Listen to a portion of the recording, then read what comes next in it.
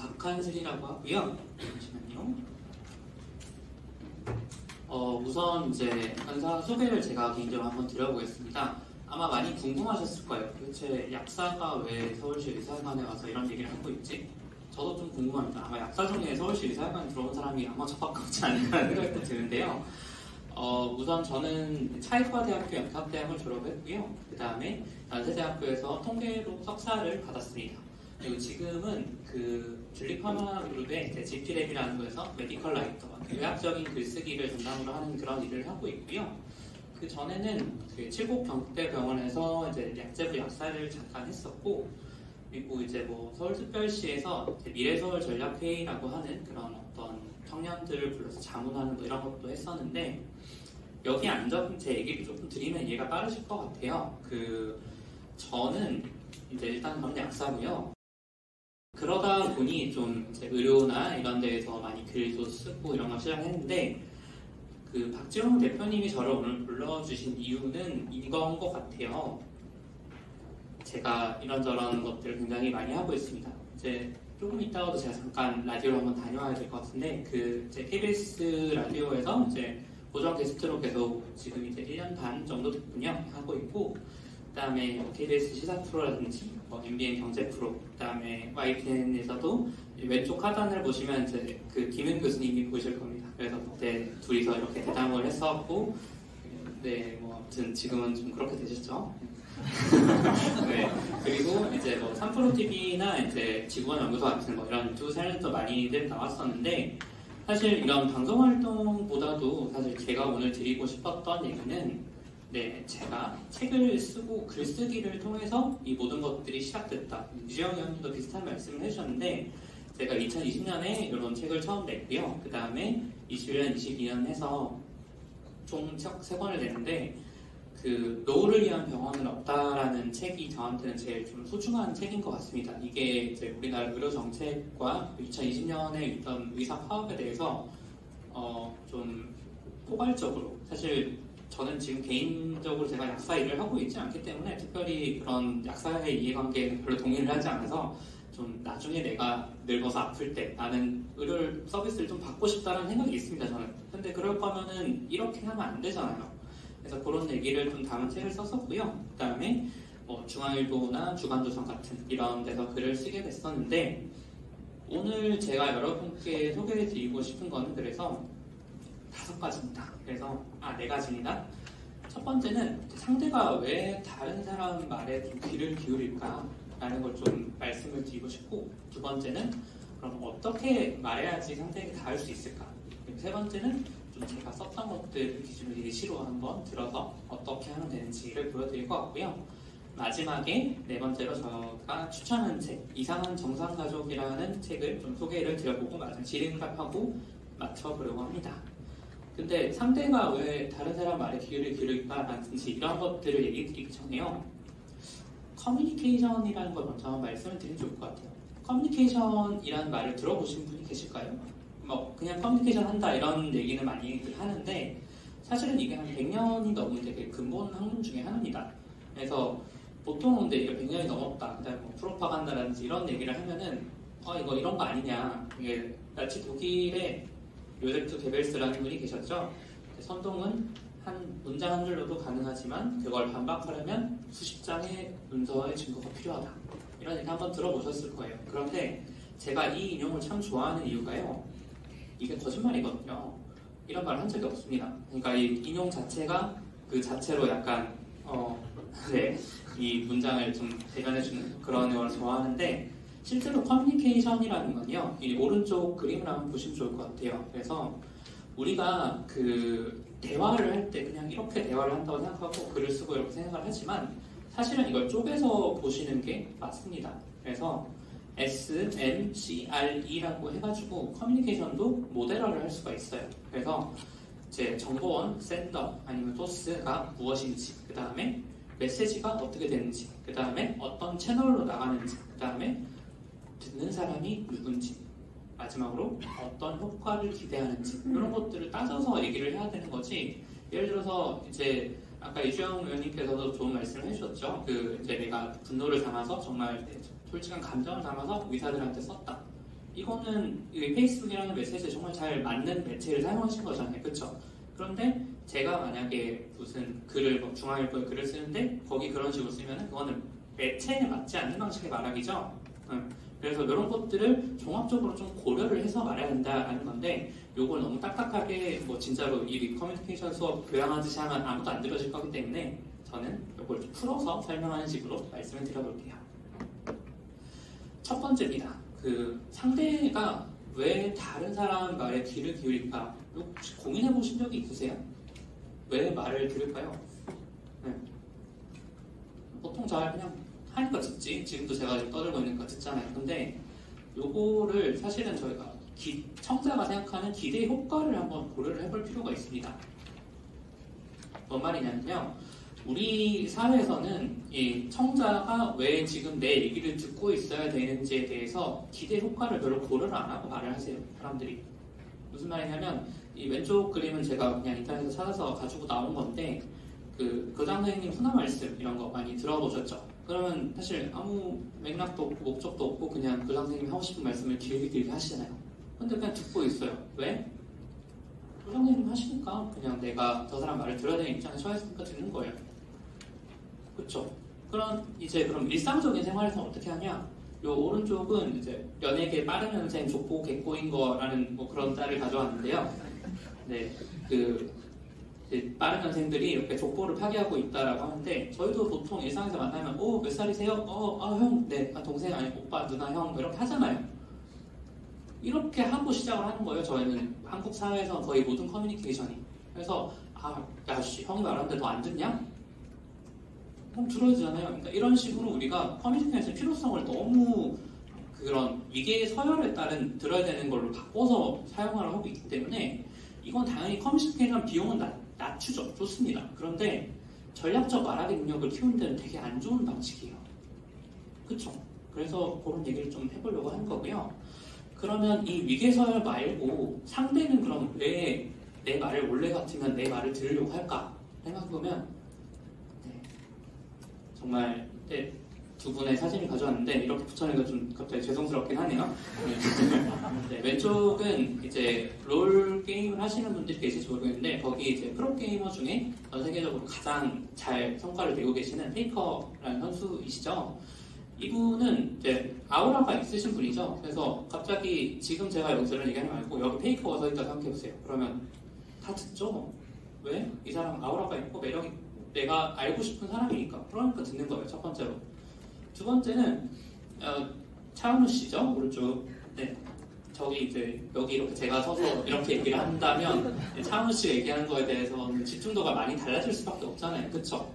그러니까 이게 이거는 정말 근데 연예인이나 혹은 유명인이 되어야만 가능한 일이잖아요. 근데 저들 포함해서 여러분들이 이 정도 급의 사람들일까? 그래서 제가 그냥 갑자기 명동 바닥에 나가서 저 이런 얘기 한번 해보고 싶은데 하면은 누가 보겠어요? 그냥 많이 보는 이제 우리 정신과 강제 입원이 폐지되면 생긴 그런 피해자들이 아닐까 이런 생각을 하실 건데 그러면 어떻게 해야 되냐? 화자의 매력은 포기를 합시다. 환자래 죄송합니다. 네. 사람들이 그럼 왜 무엇을 기대하고 사람의 말을 듣느냐를 좀 고민해 봐야 돼요. 그래서 첫 번째는 그냥 유의적인 효과를 누리기 위해서입니다. 근데 이게 즐거움이라는 게 꼭 이제 유머가 아니고 흥미거든요. 그래서 왼쪽은 보통 국뽕 TV라고 하죠. 뭐 그런 국뽕 유튜브에 있는 썸네일을 가져온 건데, 네. 그러면 거짓말인 건 알죠. 근데 왠지 눌러보고 싶잖아요. 그렇죠? 네, 그런 식으로 뭔가 흥미를 유발하는 내가 왜 그냥 뭔지 궁금해서 눌러보고 싶은 이런 게 있잖아요. 그 다음에 오른쪽은 2021년에 네이버 클릭수 상위 50개 기사들 제목인데요. 네, 보시면 알겠지만 왠지 눌러보고 싶은 제목들이 많죠. 그래서 참 근데 고등학생 아들이 대학생을 임신시켰습니다. 뭐지?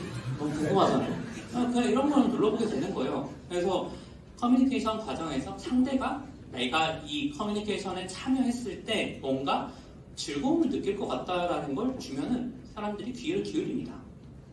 두 번째는 뭐냐면요. 정보 습득 목적입니다.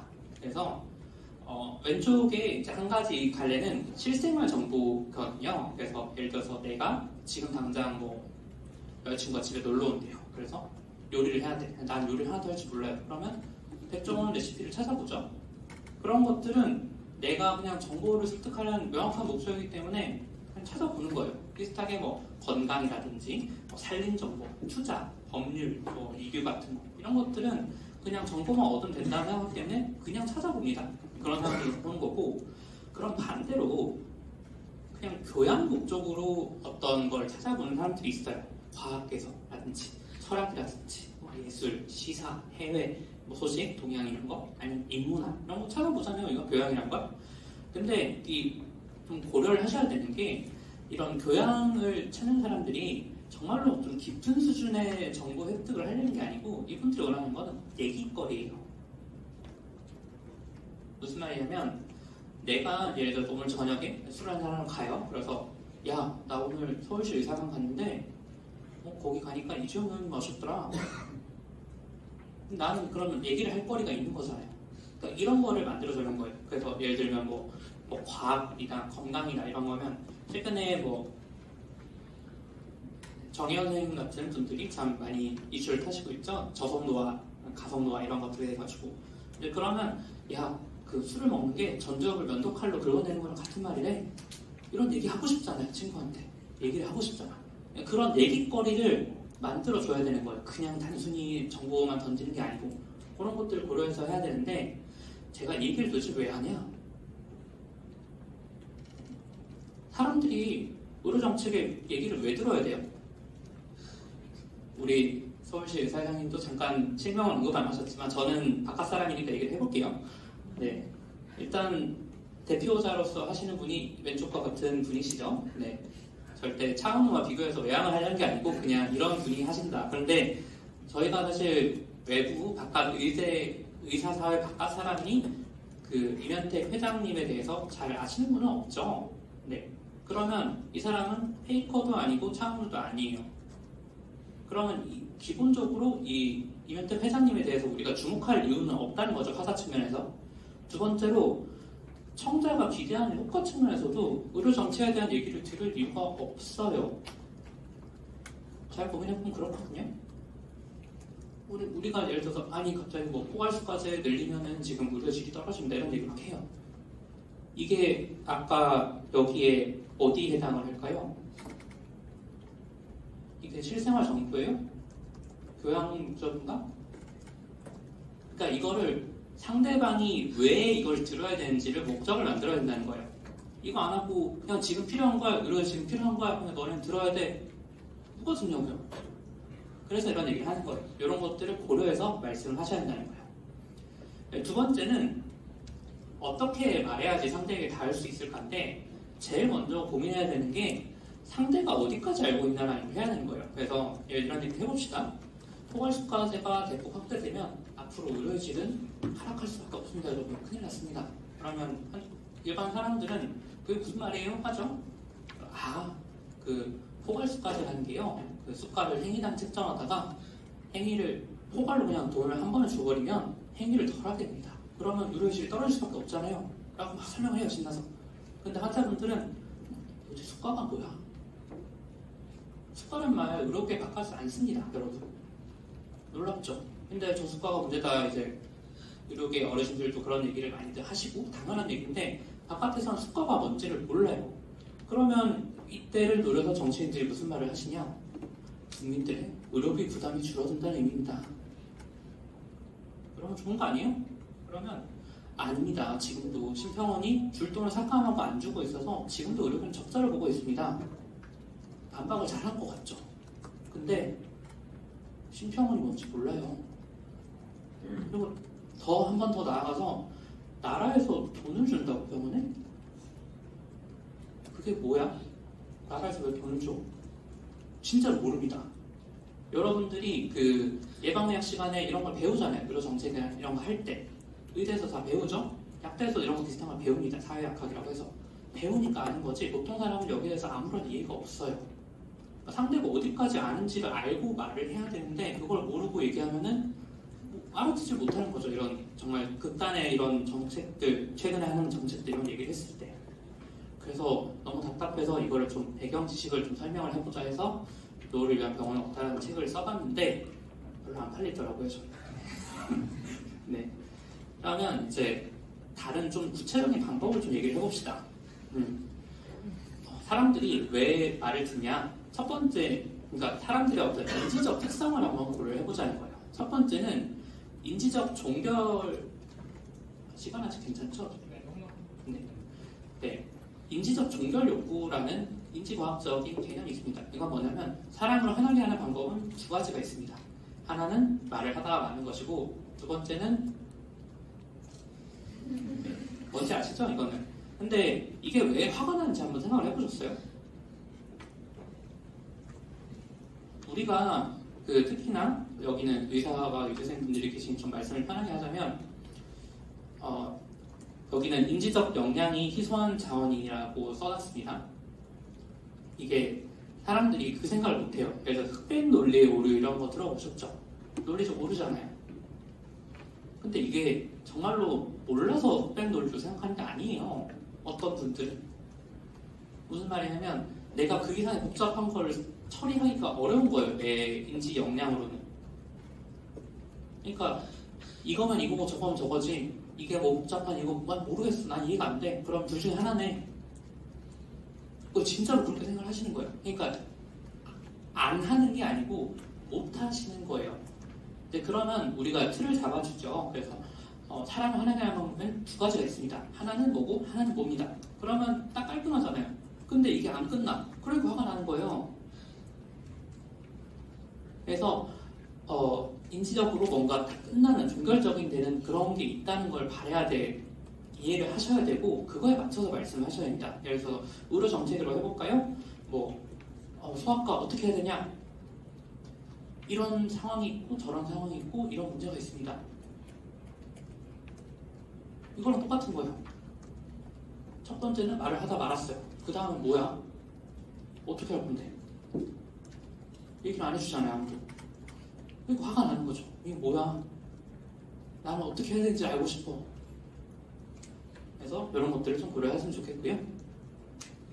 두 번째 인지과학 개념은 인지적 유창성이라는 개념입니다.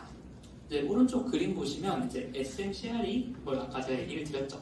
뭔지 대충 아시겠죠? 이거 본 커뮤니케이션이. 뭘 어떻게 알아요? 두 번 봤는데. 아무도 모르는데 두 번 봤으니까 친숙해서 안다고 생각하는 거예요. 이게 인지적 유창성 개념입니다. 그래서 요거를 심리적으로 하면은 왼쪽에 있는 저 그래프를 보시면 미러 익스포즈 이펙트라고 해서 단순 반복 효과라는 겁니다. 광고 같은 데서 제일 많이 쓰는 효과인데요. 제가 요새 지하철 타고 다니면 계속 그 광고가 나오더라고요. 서울의 중심대학 서경대학교. 그게 너무 맴돌아요. 있을 때 너무 많이 들어가지고. 근데 이게 그냥 듣다 보면 서울의 중심대학교는 서경대학교구나. 근데 아닐 수도 있겠죠. 근데 그런 식으로 계속 반복되다 보면 머릿속에 남는 거예요. 그리고 친숙해지고. 그래서 이거를 반복적 노출을 많이 쓰고 친숙한 상태로 바꿔야만 해요. 지금 SMCR이 오늘 처음 들어봤는데 지금 두 번 봤다고 알 것 같다고 끄덕끄덕 하는 분들 제가 다 봤어요. 아까. 네. 우리도 이렇다고요. 사람들도 똑같습니다. 네, 그런 것들을 좀 고려해야 되고 세 번째는 예측 코딩 이론이라는 게 있습니다. 요거는 오히려 요즘은 좀 설명하기 쉬워진 게 머신러닝 혹시 들어보신 분들 많으시죠? 딥러닝을 한다 이렇게 해서 그런 게 보면은 이제 우리가 자료를 넣으면 그거를 분석하고 그게 알아서 패턴을 만들고 그 다음에 예측을 하고 결과물을 내놓습니다. 이렇게 해서 야 진짜 머신러닝 대박이다 이렇게 생각을 하잖아요. 사실은 근데 이게 원래 오리지널 이론은 사람의 인지를 공부를 하다가 나온 거예요. 그러니까 이거를 기계한테 똑같이 시켜보면 어떨까? 해서 우리가 좀 유명하게 아는 거지 원래는 예측 코딩 이론이 먼저 나온 거거든요. 이게 무슨 말이냐면 사람의 인지와 기억은 특정 상황에 어떤 일이 발생할지를 예측하기 위해서 발달했다는 말이에요. 자, 제가 이렇게 물을 집었으면 당연히 물을 딸 거라는 게 예측이 되겠죠? 그리고 마실 거예요. 근데 제가 갑자기 물병을 던져요. 그럼 미친 사람 뭐야? 약간 예측에 어긋났죠? 그럼 이거는 오늘 제일 기억에 남는 일이 되는 거예요, 나한테. 그쵸? 근데 오늘 점심 뭐 드셨어요? 박지원 형님? 짜장면 먹었어요. 아, 기억하시는군요. 보통은 기억을 못 하시는데 이런 평범한 기억들, 일상적인 기억들은 상관이 없잖아요. 그쵸? 그러니까 어제 점심 뭐 먹었어? 그저께는 기억 안 나요. 내 예측을 업데이트하는데 중요한 정보가 아니니까. 그래서 이런 것들을 고려해서 내 예측과 어긋나는 무언가를 하나 집어넣어서 의외성을 만들어주면 사람들이 기억을 잘합니다. 네. 그럼 예시로 그냥 실전 응용 사례를 한번 보면 좋을 것 같은데 우선 이제 간결하게 써라는 겁니다. 아까 제가 말씀드렸죠. 그 흑백 논리라든지 이런 것들. 사람들은 정말로 의대에 다니는 친구들 중에 좀 저 새끼 어떻게 의대 들어왔지? 이런 애들도 보통 사람들보다 똑똑하잖아요. 그러니까 그걸 고려하셔야 돼요. 간결하게 써야 됩니다. 그래서 긴 글을 읽을 시간도 없고 그걸 처리할 인지적 역량도 모자라요. 이건 정말 희소한 자원입니다. 특히나 이게 조금 사회적인 얘기를 하자면 내가 일상생활에서도 결정해야 될 게 너무 많고 감당해야 될 게 너무 많고 너무 일을 바쁘게 하다 보면은 그런데 할애할 역량이 없어집니다. 그래서 전공의 분들 선생님들도 계시겠지만 여선생님도 전공의 할 때는 뭐 투자니 뭐 이런 걸 제가 얘기를 해줘도 모르겠어 그냥 안 살래 힘들어 바빠 머리 쓸 시간이 없어 이런 얘기 하더라고요. 근데 이제 나오고 지금은 이제 로컬에서 이제 열심히 레이더를 써고 있는데 그러니까 갑자기 좀 알겠다고 요새는 시간이 여유가 있다고 그렇게 하더라고요. 근데 의사들도 그런데 보통의 사람들이 훨씬 더 인지적 영향이 부족한 사람들이 그런 바쁜 상황에서 갑자기 폭발수까지 어떤 이런 얘기를 들었을 때 처리할 수가 있냐는 거죠. 그러니까 최대한 간결하게 물론 간결하게 압축하는 과정이 굉장히 어렵습니다. 그래서 제가 뭐 카피라이터 이런 분들이 한 문장을 바꾸잖아요. 그쵸? 이거 쉽게 할 것 같은데 생각해보면 생각보다 되게 어려워요. 네, 그런 식도 좀 고려를 해보면 좋을 것 같고요.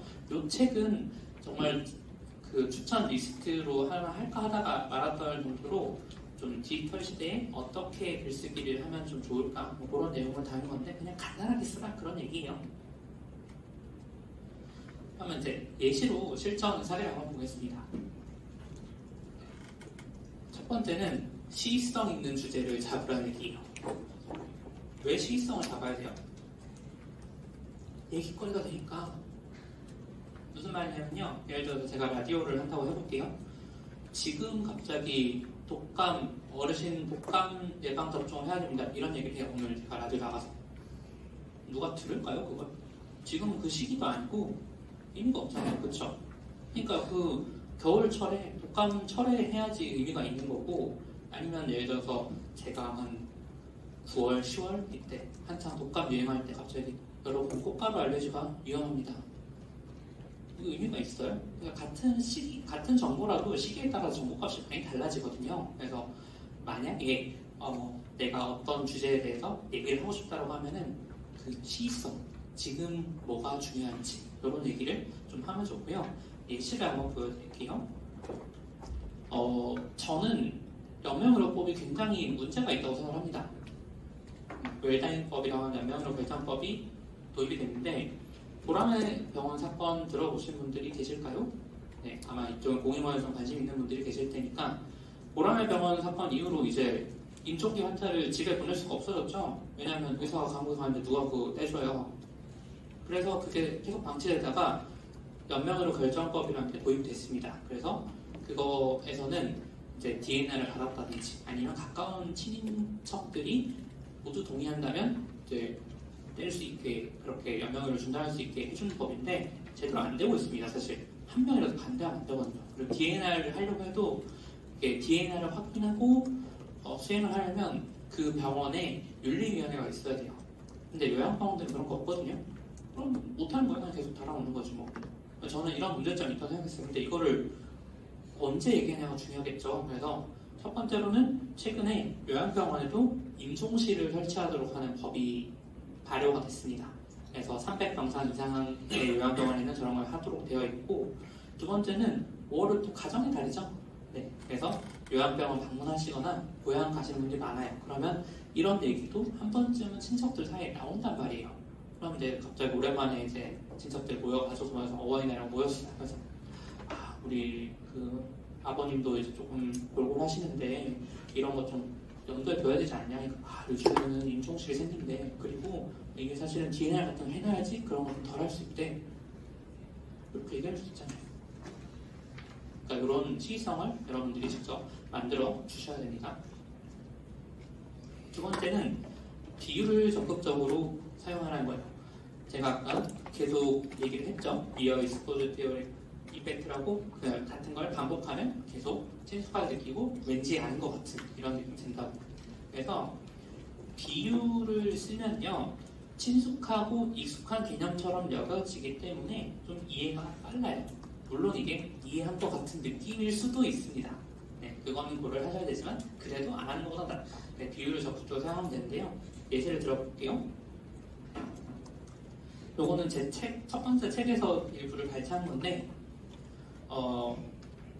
우리 프로바이오틱스 얘기도 요즘 많잖아요. 그래서 이거는 한참 그 전에 이제 거의 초반쯤에 했던 건데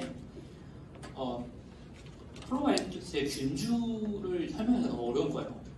균도 모르고 균주도 모르고 뭐 SPP가 어쩌면 뭐 mRNA 그게 다르니 이런 얘기를 할 수 없잖아요. 그렇죠? 그래서 요거를 저는 이렇게 비유를 썼습니다. 개도 목적에 따라서 견종이 있잖아요. 경찰견은 셰퍼드로, 그 다음에 뭐라고 정했죠? 네, 맹인 안내견은 리트리버. 이런 식으로 하는 것처럼 유산균도 똑같습니다. 똑같이 유산균이 아니고 그 근주 중에서 어떤 거는 설사 예방에 도움되고 어떤 거는 비뇨생식기 감염과 염증 방지에 도움이 됩니다. 그 견종 따라 다른 것처럼 똑같은 유산균을 생각하시면 안 됩니다. 구조적으로 동일한 걸 썼죠. 네, 이런 식으로 같은 구조끼리 이렇게 비교하면 개와 프로바이오틱스, 그 다음에 셰퍼드와 락토바지를 나눠서 수치지 이런 식으로 이렇게 대꾸가 되잖아요. 그러면 이해를 하기 좀 쉽고요. 그냥 비유도 괜찮습니다. 그래서 뇌척 수액이 뭔지 설명을 해야 됐어요.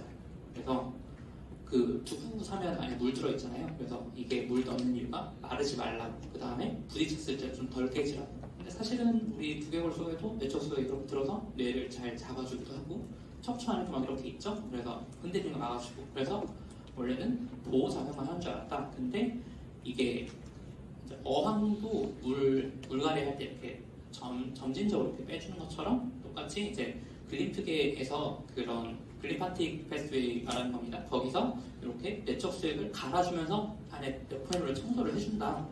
이렇게 비유를 한 거예요. 그냥 상황적으로. 사실 뇌랑 두부랑 뭔가 좀 약간 느낌이 비슷하기도 하고 이러면 이해가 쉽겠죠? 그러니까 이런 식으로 그냥 단순한 비유도 굉장히 도움이 될 수가 있습니다.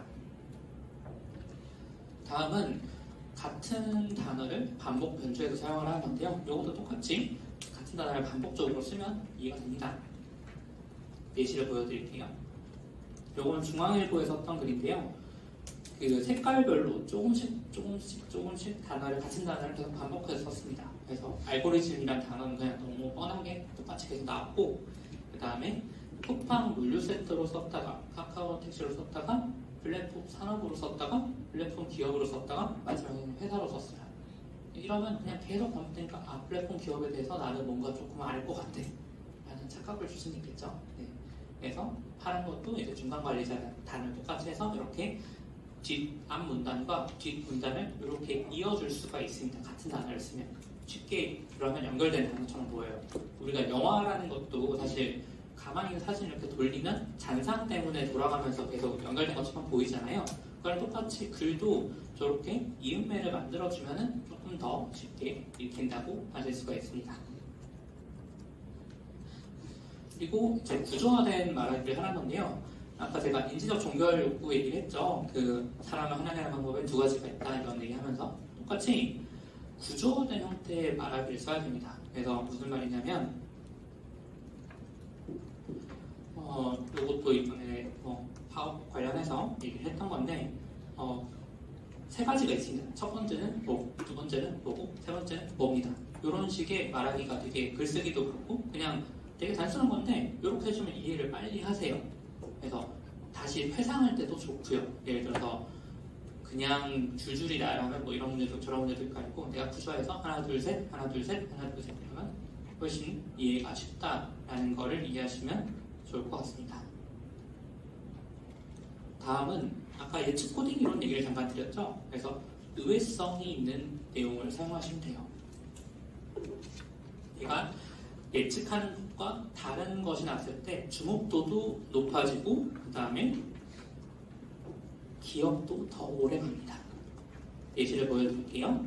그래서 이거는 MBA 나왔을 때 했던 건데 이제 임상시험이 1상, 2상, 3상 이렇게 있으니까 우리가 시험도 보통 뒷시험이 더 어렵잖아요. 그래서 당연히 1상보다 2상보다 3상이 어려울 것이라고 생각하죠. 근데 아닙니다.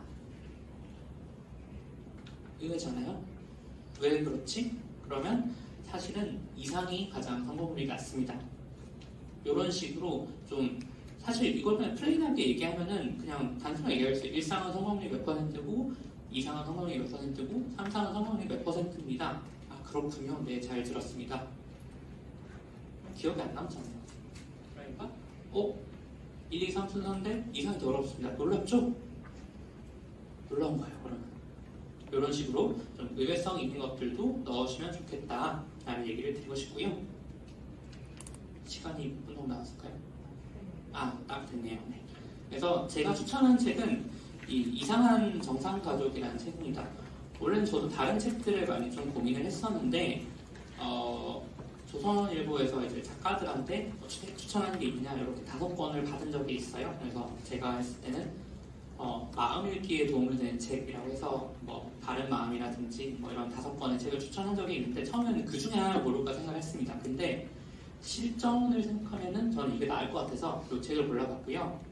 아까 이정 선생님도 이제 소아 담당이시니까 아동학대나 이런 거에 대해서 굉장히 다들 문제의식을 가지고 있잖아요. 그쵸? 아동학대 좋아하시는 분 계세요? 네. 그래서 아동학대는 굉장히 나쁜 거고 이상한 정상가족이라는 것도 제목만 봤을 때는 뭔가 약간 여성주의 책인가? 뭐 이런 느낌이 드실 수도 있는데 실제로는 아동학대를 문제점이 심각하다 이런 얘기거든요. 이 부분만 잠깐 한번 볼게요. 그래서 부모의 체벌을 금지한다 말하면 이렇게 쭉 있는데 이거는 금방 읽으실 수 있을 거예요.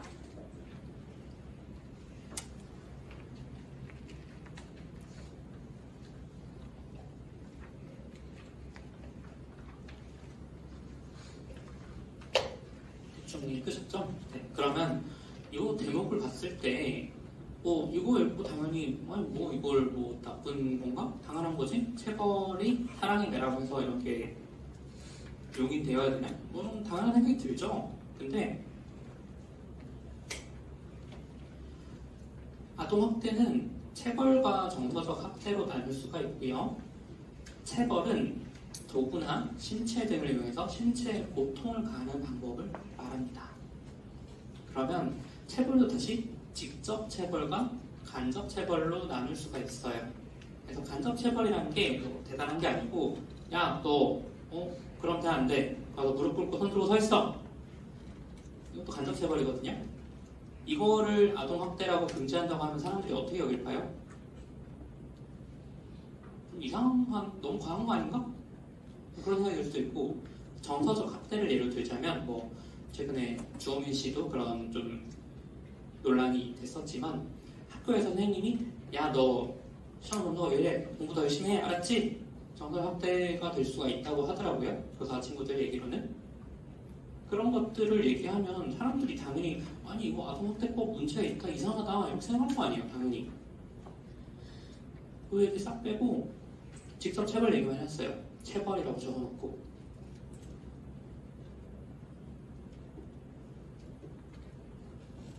우리가 보통 아동학대라고 생각하면은 뭐 애를 막 때려서 막 정말로 상해를 입힌다든지 덜고 사망에 이를 때까지 살 수 있는 정말 극단적인 사례들을 생각하고 우리가 모종의 머릿속에 인식으로는 아동학대는 직접 체벌과 가장 관련있지 않을까라는 인상이 있죠. 근데 이분은 그걸 다 알고 있어요. 알고서 이용한 겁니다. 왜냐면 이분이 동아일보 기자 출신으로 이제 세이브 더 칠드런이라는 이제 아동학대 방지단체, 아동인권단체에서 활동을 오래 하셨습니다. 그러다가 여성가족부 차관까지 하셨어요. 그러니까 기자, 시민단체, 그 다음에 마지막으로 관료까지 하시면서 실제로 정책 결정을 하신 분이에요. 그런 분이 이걸 모르진 않거든요. 그러니까 전략적으로 내가 무엇을 말하고 뭘 덜 말할지를 고민을 하고 써야 된다는 거예요. 그런 점에서 이제 마지막으로 하나 말씀드리면 시성을 하는 걸 제가 강조를 했는데요. 특정한 사건이 터지면 거기에 대해서 적당한 내용을 얘기하고 그러면 적당한 반응이 나오겠죠. 저는 이게 아니라고 생각해요. 내가 말하고 싶은 내용, 내가 받고 싶은 부분들이 있습니다. 이거를 대응 방안을 미리 고민을 해야 돼요. 그래서 기다리는 겁니다. 사건이 터질 때까지. 그래서 이제 예를 들어서 강남역 사건 같은 경우도 당연히 굉장히 끔찍한 일이었고 굉장히 많은 여성들의 분노를 불렀던 일인 거 맞잖아요. 그런데 정신과 선생님들이라든지 아니면 일부 남성분들은 이런 얘기를 하세요. 이게 정신질환자가 우발적으로 벌인 살인 아니냐. 근데 그게 중요할까요?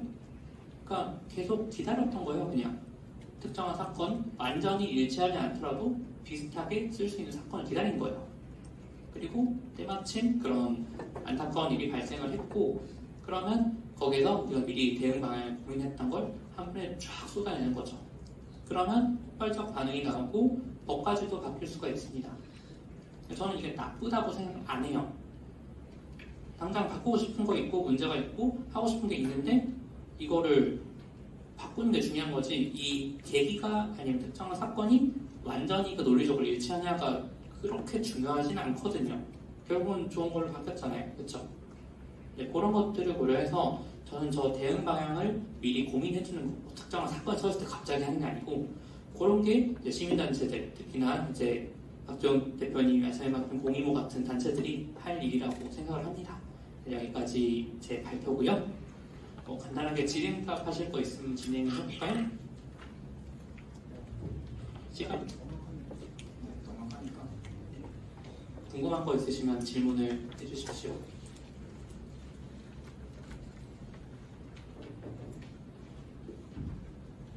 해주세요. 좋은 얘기 해주셨는데.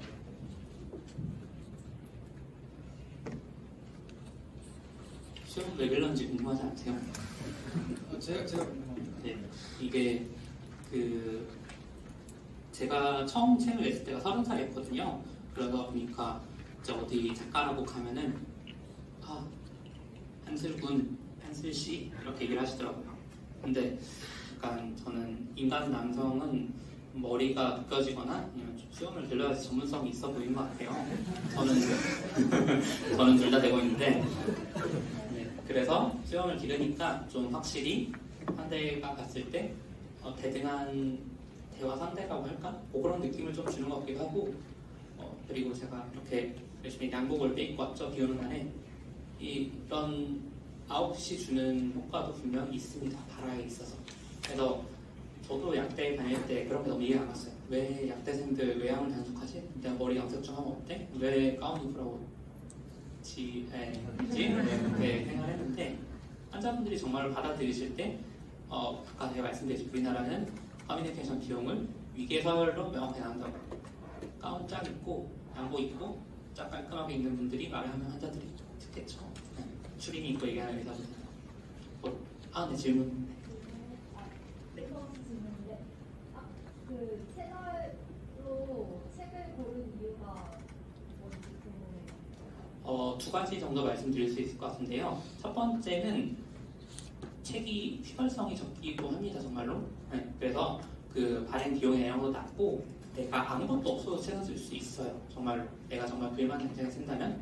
일단 두 번째는 좀 크리티컬한 목적인데 책은 비슷한 명함이 됩니다. 무슨 말이냐면요. 제가 어디 가서 저 박한슬 약사입니다 하면 그냥 그래서 하잖아요. 근데 노후를 위한 병원은 없다의 작가님 박한슬 씨 모셨습니다 하면은 이거는 저에 대한 소개와 타이틀이 될 수가 있죠.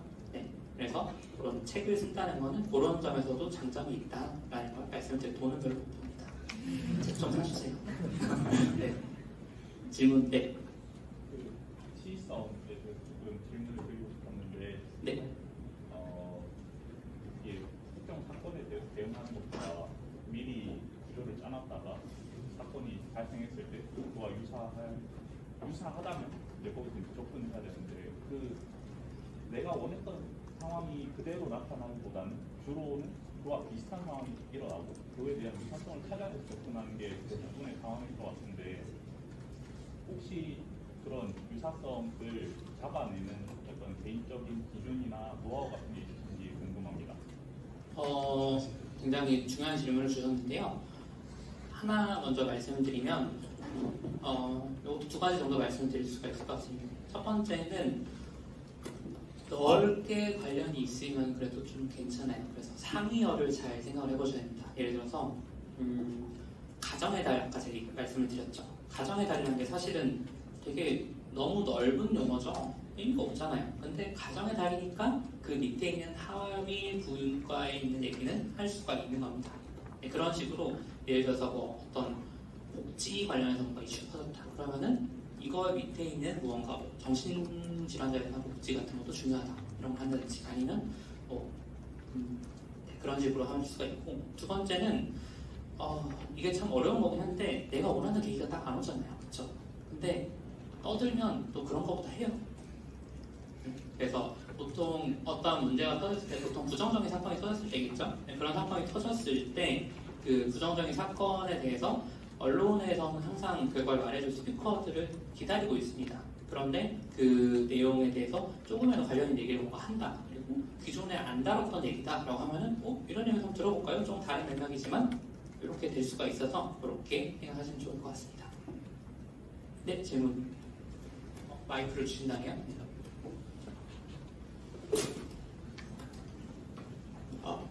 네, 강연 잘 들었습니다. 질문 한 가지 드리고 싶은데 중간에 상대는 어디까지 알고 있는지를 꼭 고려해야 한다고 말씀해 주셨고 또 동시에 최대한 간결하게 써야 한다고 하셨는데 그 예시로 들어주신 것처럼 어떤 뭐 법적인 게 많이 나온다거나 하는 그런 상황에서 대중을 대상으로 글을 쓴다거나 할 때 이거를 설명을 많이 하려고 하다 보면 그 간결하게라는 거랑은 좀 반대되게끔 되는 경우가 많은 것 같습니다.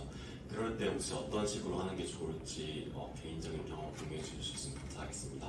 네, 이것도 두 가지로 말씀드릴 수 있을 것 같은데요. 첫 번째는 우리가 아까 제가 오늘 강연도 사실 딱 그렇게 구성을 했거든요. 그 이상한 짤 같은 거 엄청 많이 넣었죠, 제가. 그거를 그냥 제가 그런 걸 좋아해서 넣은 게 아니고 점심 먹고 와서 지금 여기 한 80명, 90명 앉아 계시는데 졸리잖아요. 그런 얘기 들으면. 그러니까 잠깐 좀 의식을 환기하기 위해서 그런 걸 넣은 거고 이제 이런 것들이 아까 제가 말씀드렸던 어떤 흥미 요소를 집어넣는 게 그렇게 좀 긴 글에 대해서 좀 피로도를 낮출 수가 있다는 거 하나 말씀드리고 싶고요. 두 번째는 그래서 평소에 좀 친숙하게 관련 개념들을 좀 접할 수 있게 해주는 게 필요하긴 해요. 아니면 아주 극단적으로 압축시켜서 비유를 쉽게 하든지 제 책에서 그냥 비유 들었던 얘기하면은 포괄수까지랑 행위결수까지 설명해서 저는 치킨으로 설명을 했어요. 치킨을 우리가 시키면 한 박스가 오죠. 근데 저가 치킨집 가면은 치킨 무 얼마, 소스 얼마, 음료수 얼마 이렇게 다 받잖아요. 이게 행위결수까지고 그다음에 박스로 한 번에 음료랑 닭이랑 소스까지 무까지 다 오는 게 포괄수까지다. 이렇게 하면 좀 이해가 쉽겠죠? 이런 식으로 비유 구조를 만들어 놓는 게 나중에 설명할 때도 단축시키면서도 쉽게 이해할 수 있게 만드는 방법이라고 할 수 있습니다. 네, 질문.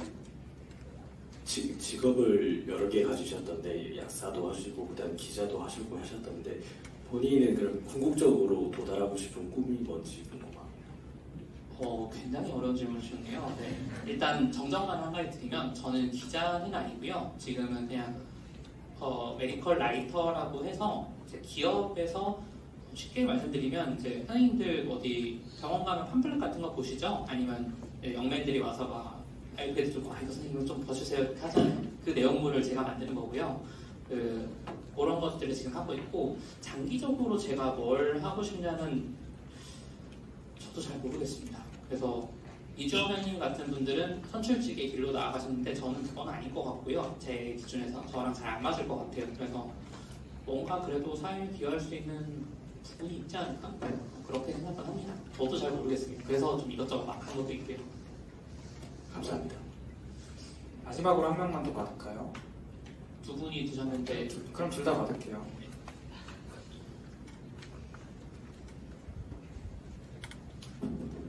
좋은 강연 감사드립니다. 많이 배웠습니다.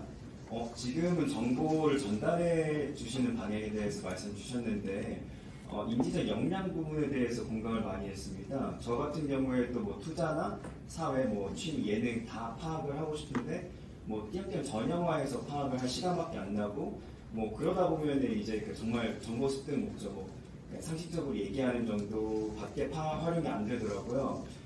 그래서 이제 한 분야 하다 보면은 또 다른 분야를 공부할 이제 그 역량이나 에너지 그런 게 부족하고 그래서 이런 상황에서 그러니까 연장께서는 정보를 습득하는 방향성에 대해서도 원칙이 있으실지 좀 궁금합니다. 네. 저는 이게 원래도 책 읽는 걸 좋아하긴 했어요. 그냥 취미로 책을 많이 보는 사람이었는데 특수한 상황을 먼저 말씀드리면 제가 아까 차이과 대학교를 나왔다고 말씀드렸는데요. 그게 차병원 산하에 있는 대학교거든요. 그래서 그러면 당연히 분당에 있겠지라고 생각을 하시는데 포천에 있습니다. 그래서 포천에서 서울 나올 일이 있을 때마다 지하철 1시간 반씩 탔어요. 그때 할 게 없어서 책을 읽으니까 왔다 갔다 한 번씩 읽더라고요. 네, 그래서 그때 책을 제일 많이 읽었고 지금도 이제 일부러라도 시간을 내서 책 읽는 시간을 정해놓습니다. 그게 쉽지 않은 건 알죠. 근데 그거를 안 하면 내가 인풋이 없는데 아웃풋만 계속 나오다 보면은 정말 나중에 퍼지거든요. 네, 그런 상황을 좀 막으려면 억지로라도 좀 읽으면서 그런 거 해야 되고 그게 어렵다면 사실은 같이 스터디를 꾸리는 게 한 가지 방법이죠. 그래서 아까 제가 말씀드린 것처럼 큰 그런 어떤 복잡한 내용이 있으면 이거를 누군가는 읽겠죠. 그리고 그거를 요약해서 좀 간결한 형태로 공유할 수 있는 형태로 바꾸는 뭐 이런 공부 모임 같은 것도 괜찮은 방법일 것 같습니다. 감사합니다. 자, 뒤에 마지막 분 받을게요. 네, 좋은 강의 해주셔서 정말 재밌게 잘 들었습니다.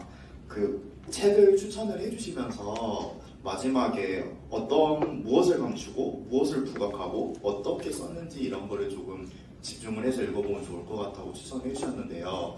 사실 이제 제가 지금 아직까지는 이제 공부만을 많이 하다 보니까 이런 식으로 비판적으로 뭔가를 읽거나 하는 능력이 조금 부족하다고 스스로도 느끼고 있었는데 혹시 그래서 이렇게 비판적인 읽기를 처음 시작하는 사람에게 좀 가지고 어떤 생각을 가지고 글을 읽으면 그런 게 좀 도움이 되는지 좀 팁을 좀 부탁드리고 싶습니다. 그거는 되게 좋은 방법이 있는데요.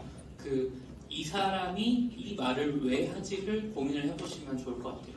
그냥 그 머릿속에 그 생각을 계속 들고 글이나 뭐 영상이든 뭘 보면은 예를 들어 제가 지금 뭐 이런저런 얘기를 했죠. 그래서 뭐 스터디 모임이나 이런 거 하시면 좋을 것 같습니다 라고 말은 공익 모임에 참여를 하시면 좋지 않을까라는 저의 목적을 담고 있는 거죠.